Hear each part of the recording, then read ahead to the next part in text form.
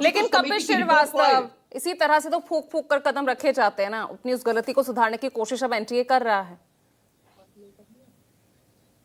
उम्मीद का दामन थामे रखो, एक रोज सवेरा आएगा। कुछ सरकार बदले और कुछ एनटीए बदले, तब जाके परिणाम बदलेगा। जो आप एयर इंडिया से पहुंचाओ, चाहे एयरफोर्स से पहुंचाओ, चाहे ग्लोब मास्टर से पहुंचाओ, या सेना लगा दो, लेकिन ये परिणाम मंशा पर होता है। और मंशा दागदार रही है जो इनकी इतिहास है। आज आप बाहर सुरक्षा व्यवस्था लगा दो, पूरी सेना ले जाकर लगा दो। जो पेपर सेट कर रहे हैं, जहां पेपर सेट हो रहा है, जहां बन रहा है पेपर, ये तमाम ऐसी चीजें हैं। उसका आप सिक्योरिटी कहां से लेकर के आओ? आपने 17 में लीक कराया, 24 में लीक कराया, आपने 4-5 दफा लीक कराया।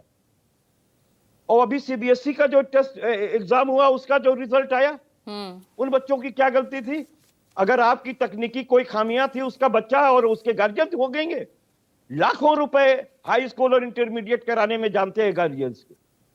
तो कल और शिक्षा आपको मंत्री ने सोचना कहा चाहिए है ना कि सरकार को। सीबीएसई के भी जल्दी जो रिजल्ट हैं वो जारी कर दिए जाएंगे, उन्हें जल्द प्रकाशित करेगा सीबीएसई। भाई मैं एक चीज ये कह रहा हूं कि देखिए, जब एक बार दूध में मक्खी गिर जाती है, तो जब नहीं दिखेगी मक्खी तो आप पी लोगे, और मक्खी दिख जाएगी तो उठा के फेंक दोगे।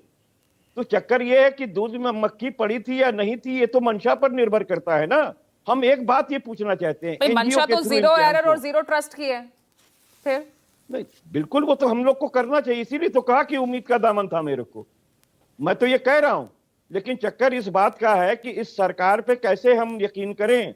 इनकॉम्पिटेंट लोगों को मंत्री बनाया हुआ है और आप उनकी जवाबदेही तय नहीं कर रहे हो। 4 बार से पेपर लीक कर रहा है, लेकिन शिक्षा मंत्री वहीं के वहीं बैठे हुए हैं।